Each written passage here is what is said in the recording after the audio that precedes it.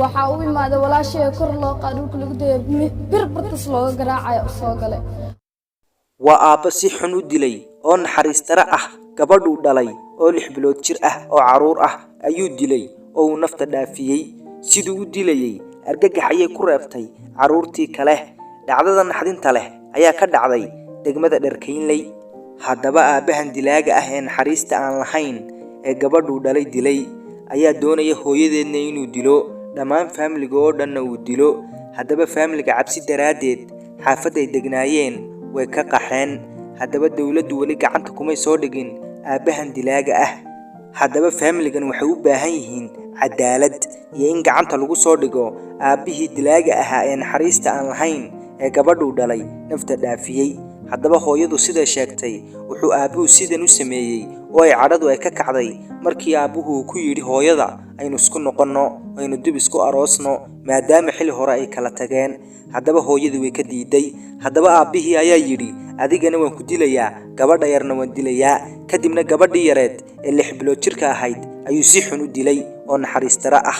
kadibna hooyadii iyo caruurtii kale ilaahay baa ka badbaadiyay subxaanahu wa ta'aala waa kala tagnay anoo 5 bilood oo aan kala tagnay wax dheef ma weydiisanin jiiraanka way og yihiin ehelka way og yihiin waxba kaama rabo aniga amaan isii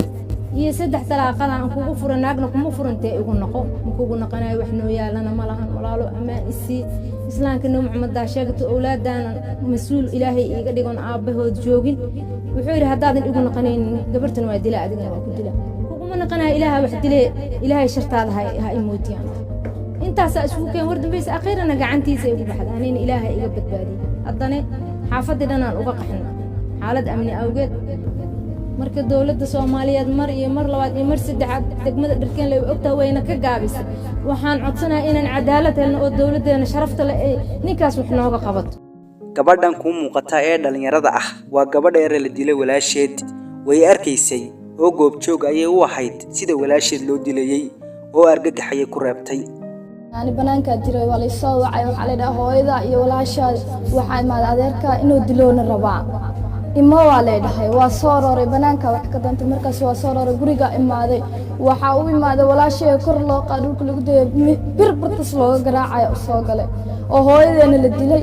oo dhaawac ku yaala meel hooyadeena ku dhacsan tahay walaashayna meel kale inta taalo oo dilaayo si arxan dara ilaa hadirtan sidoo dilwayga hor muuqata